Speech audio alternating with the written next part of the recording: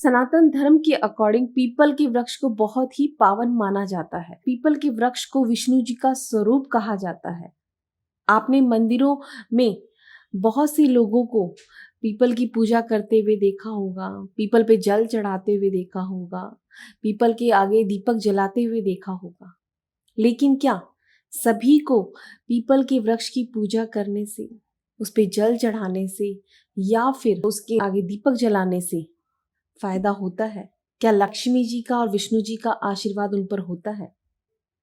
आज हम इसी के बारे में डिटेल में बात करेंगे। नमस्कार आप सभी को। भोले बाबा और माता रानी आप सब पर अपनी कृपा बनाए रखें। सनातन धर्म के अकॉर्डिंग पूरी सृष्टि को पीपल के वृक्ष की तरह देखा गया है, जहां पर एक ब्रह्मांड पीपल के एक पत्ते को दर्शाता है और ऐसे अनंत ब्रह्मांड है हमारी सृष्टि के अंदर। एस्ट्रोलॉजिकली पीपल के वृक्ष को बृहस्पति ग्रह से देखा जाता है और आप खुद देखिए कि पीपल के वृक्ष में सबसे ज्यादा ऑक्सीजन की मात्रा होती है, क्योंकि वो इतना विशाल और इतना घना होता है। और हम भी बृहस्पति ग्रह को ही ऑक्सीजन का कारक मानते हैं, तो वहाँ पीपल का बहुत बड़ा रोल है। हमारे धर्म के अकॉर्डिंग कई हजारों सालों से पीपल की पूजा होती आई है और आगे भी होती रहेगी। और ये माना जाता है कि पीपल की वृक्ष की पूजा करने से आपके घर में धन समृद्धि बढ़ती है, ईश्वर का आशीर्वाद आपके साथ होता है, पितरों का आशीर्वाद आपके साथ होता है। ये हमेशा बताया जाता है। लेकिन सवाल अब ये उठता है, क्या सभी के लिए पीपल की वृक्ष की पूजा करना सही रिजल्ट देता है? उनके ऊपर ईश्वर का आशीर्वाद होता है? उनके ऊपर अपने पितरों का आशीर्वाद होता है? अगर आप मुझसे पूछेंगे तो मैं कहूंगी नहीं, क्योंकि सबको एक समान रिजल्ट नहीं मिलता है। आपने देखा ही है, हमारे हाथ में 5 उंगलियां होती हैं, 5 उंगलियां बराबर नहीं होती हैं।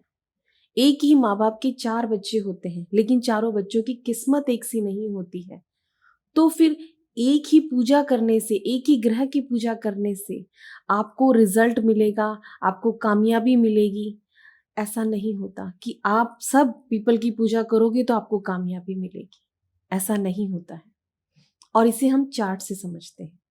अब आप ये चार्ट देखिए, ये तुला लगन का चार्ट है। इस चार्ट के अंदर आप देखिए कि शनि 4th हाउस और 5th हाउस का मालिक बनकर 11th हाउस में बैठा है और 11th हाउस गेन्स का होता है, प्रॉफिट का होता है, आपकी इच्छाओं का होता है। और बृहस्पति 3rd हाउस और 6th हाउस का मालिक बनकर 10वें घर में बैठा हुआ है। अब आप देखिए कि अगर इस इंसान को अपनी इच्छाएं पूरी करनी है, अपने प्रॉफिट्स को बढ़ाना है, अपने प्रोफेशन में कामयाब होना है, तो अगर ये पीपल के पेड़ की पूजा करेगा तो क्या इसे कामयाबी मिलेगी? इसको प्रॉफिट मिलेगा या इसके गेन्स बढ़ेंगे? नहीं, क्योंकि ये शनि के घर में बैठा हुआ है। और शनि क्या सिखाता है? शनि कहता है कि अगर आप प्रैक्टिकल होकर काम करोगे, आप चंचलाक होकर काम करोगे, तभी मैं आपको कामयाबी दूंगा। अगर आप सात्विक होगे, आध्यात्म की तरफ जाकर काम करोगे, तो आपको कामयाबी नहीं मिलेगी। तो ऐसे इंसान को कामयाबी नहीं मिलती है अगर वो अध्यात्म की तरफ बढ़ता है। तो इसकी बजाय उसकी लाइफ में हेल्थ वाइज दिक्कत आती है, उसको अपने प्रोफेशन में भी बहुत रुकावटें आती हैं।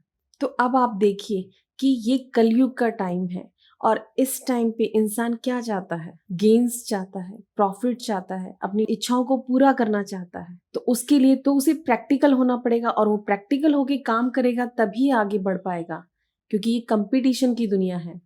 यहाँ पर अगर आप प्रैक्टिकल होके काम करोगे तभी आगे बढ़ पाओगे, अब तभी अपने इच्छाओं को पूरा कर पाओगे। अगर आपकी कुंडली के अंदर बृहस्पति खराब है, एफ्लिक्शन में है, या फिर आपकी कुंडली में बृहस्पति का पितृ दोष है, तो आपको रुकावटें आएंगी ही आएंगी। आप जितनी ज्यादा पूजा पाठ करोगे, अध्यात्म से जुड़ोगे, उतनी ही ज्यादा आपकी लाइफ में रुकावटें आएंगी। आगे बढ़ने में, अपने प्रोफेशन में आपको रुकावटें आएंगी और हेल्थ वाइज भी आपको परेशानियां फेस करनी पड़ेंगी।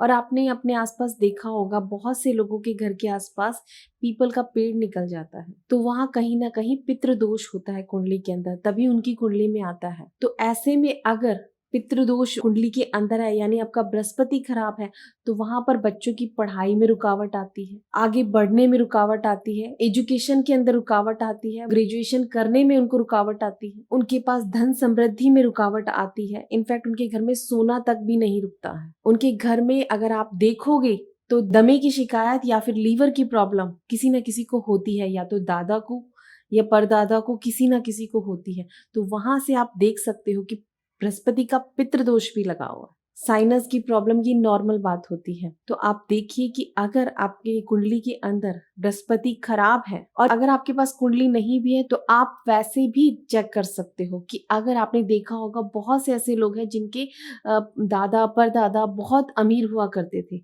लेकिन धीरे धीरे उनकी फैमिली डाउन होती चली गई। एक वक्त ऐसा आया कि उनके घर में अर्निंग के कोई सोर्स नहीं बचा, और घर के आसपास कहीं ना कहीं पीपल का पेड़ लगा हुआ है, तो वहां पर उनकी लाइफ में रुकावटें आपको खुद ही दिखाई दे जाएंगी कि वाकई उनके घर के अंदर बृहस्पति का पितृदोष है। तो अगर आपकी भी कुंडली में बृहस्पति खराब है तो मैं आपको सलाह दूंगी कि आप अपने घर की जो भी बुजुर्ग लेडीज है, जो सबसे बड़ी है घर के अंदर, आप उनको कहिए कि वो पीपल के पेड़ पे 7 बार पीला कच्चा सूत बांधे और गाय के घी का दीपक जलाए और जल चढ़ाए।